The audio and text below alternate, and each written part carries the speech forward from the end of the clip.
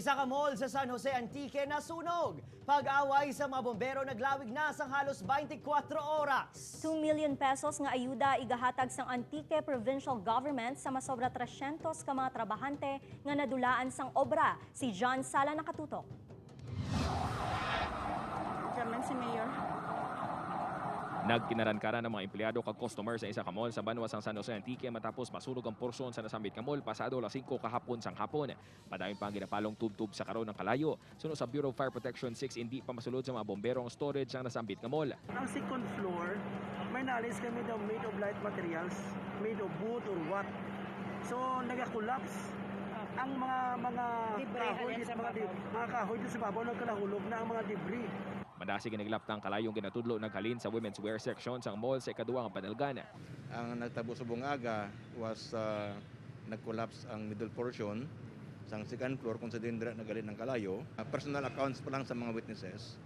And they were saying while ang Sibera personnel sang mall they were having their snacks. Nakakita sila sa ceiling portion sang ladies wear department. Located at the western portion sang mall. It's almost in the middle of the second floor. Nga may nagakalayo sa ceiling portion, nga dasig ang paglatay sang kalayo.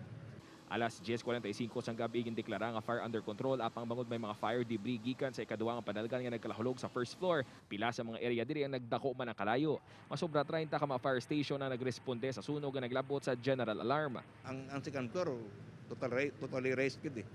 Ang ground floor lang ato na pong nasalbar mga 30 to 40%. Amo tong tantanan nga fire trucks sang province of Antique nagresponde including sang 4 ka fire trucks from Iloilo province, 1 from Iloilo City sa supertanker, San Joaquin, Miagao and Gimbal plus sang fire trucks sang Nabas, Aklan. Nagpainas ang 2 million pesos ang provincial government sang Antique gud ihatag sa masobra 300 ka workers ang nasambit nga mall nga madulaan sang obra. Padayon pang investigasyon sang BFP kung pilang kabugusan nga baloro sang halit sang sunog. Isa sa mga ginatanaw posible gintunaan sang sunog ang palyado nga koneksyon sang kuryente.